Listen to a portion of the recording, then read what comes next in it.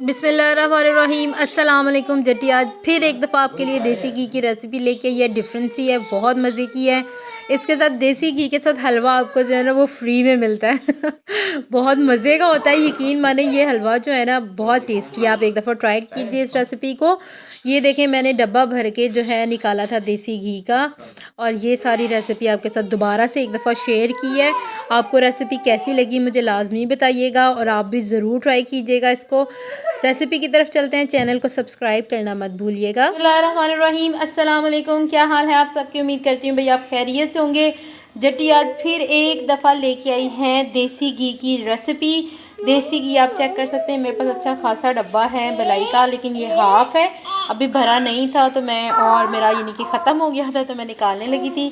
तो मैंने सोचा मैं आप लोगों के साथ क्यों ना ये भी रेसिपी दोबारा से शेयर करूँ। आज कैसे देसी घी निकलेगा वो आपके सामने ही है। मैं ये डालने लगी हूँ बलाई इस पैन में, और ये सारी बलाई डाल के मैं इसको सही तरीके से पहले गर्म करूँगी। ठीक है। अच्छा, यहाँ पे बहुत ज़रूरी बात कि आप लोग सारी बलाई एकदम पैन में मत डालिएगा, क्योंकि बलाई अक्सर नीचे लग जाती है, जिसकी वजह से जलने का मसला हो जाता है। पहले मैं इसको इतनी थोड़ी सी डाल के अच्छे तरीके से मेल्ट करूँगी, फिर इसके अंदर जो बच गई है वो सारी डाल दूँगी, फिर वो आसानी से मेल्ट हो जाएगी। ठीक है, ये देखिए मैंने सिर्फ इतनी सी ली है। अब मैंने इसको रख दिया चूल्हे पे और फ्लेम ऑन कर दिया। ठीक, अब मैं ये सारी बलाई को इसको पहले अच्छे तरीके से मेल्ट होने दूंगी, फिर दूसरी जितनी रह गई है मैं सारी ऐड कर दूंगी। चेक कर सकते हैं, देखिए मैंने चूल्हे पे रखा है, रखते सार ही ये बलाई मेल्ट हो गई है, देख रहे हैं ना आप। अब मैं इसमें फ़ौरन से दूसरी सारी जो मलाई है मेरे पास पड़ी वो ऐड करती हूँ और आपको दिखाती हूँ। ठीक है, देखिए मैंने सारी मलाई इसमें डाल दी है। ये मैंने खुद जमा कर के फ्रेश क्रीम है, कोई वो नहीं है, फ्रीज़र में रखती जाती हूँ और फिर इसका देसी घी खुद तैयार करती हूँ। तो वो मुझे, सॉरी वो गिर गई आपके साथ बात करते करते मुझे पता ही नहीं चला। तो ये है कि आपकी थोड़ी सी मेहनत आपके बच्चों के लिए भी फ़ायदेमंद है और आपके लिए भी बहुत फ़ायदेमंद है, और ये ज़्यादा मुश्किल भी नहीं है। रेसिपीज़ जो मैंने आपके साथ पहले भी 2-3 रेसिपीज़ देसी घी की शेयर की हैं, इस तरह से आप देसी घी बनाएंगे तो बहुत आसान हो जाता है। आप अपने साथ साथ काम दूसरे भी कंप्लीट कर लेते हैं और आपका एक घर का प्योर देसी घी भी रेडी हो जाता है। ठीक है। अच्छा, मैं स्टेज पे इसमें डालूँगी 2 से 3 टेबल स्पून शुगर, और इसमें डालूँगी 2 टेबल स्पून सूजी। आप चेक कर सकते हैं, 3 चम्मच है मेरे पास, 3 से 4 चम्मच ये वाले हैं मेरे पास। मैंने इसमें शुगर डाली है और अब मैं इसमें सूजी भी ऐड करती हूँ। देख सकते हैं मलाई हमारी पूरी मेल्ट हो चुकी है। ये है मेरे पास सूजी। अब मैं डालूँगी 1 चम्मच भर के ये सूजी का,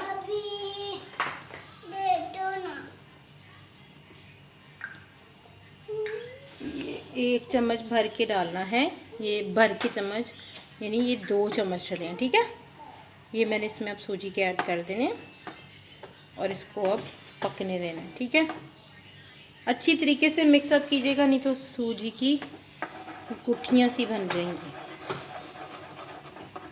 ये फ़ौरन से पहले फूलना स्टार्ट हो जाएगी। ये बस ये जो मलाई है मेरी ये रह गई है, बाकी सारी मेल्ट हो चुकी है। अब ये जैसे ही कुक होती है तो मैं आपको दिखाती हूँ। ये देख सकते हैं मैंने इसका पेपर चेंज कर दिया। आपने कहना है आज ये जो है क्या हो रहा है, बर्तन ही बार बार चेंज हो रहे हैं, पे ख्याल रखना पड़ता है जल ना जाए। वो हल्का हल्का लगना स्टार्ट हो रहा था तो वो मुश्किल हो रहा था। ये देख सकते हैं काफ़ी थिक हो गया, और आप साइडें चेक कर सकते हैं फिर घी निकलना स्टार्ट हो गया है।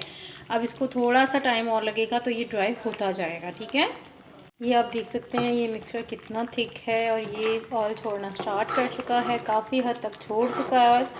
मगर इसके नीचे चम्मच मारने का ख्याल रखिए। मेरे ख्याल से तो मैं नॉन स्टिक का बर्तन यूज़ करती हूँ तो वो ज़्यादा इजी रहता है। अगर आपका नॉन स्टिक का बर्तन नीचे से ख़राब हो तो ये बहुत जल्दी नीचे लग जाएगा।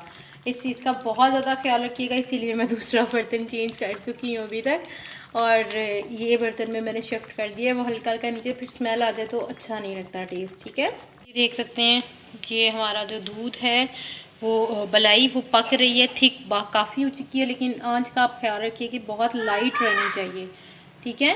ये देख सकते हैं दूध जो है हमारा पकना शुरू, यानी मुझे वो बर्तन छोटा लग रहा था और बॉयल आना जो है वो स्टार्ट ही नहीं हो रहा था, इस वजह से मैंने खुला बर्तन ले लिया और इसमें इसको पकने के लिए छोड़ दिया।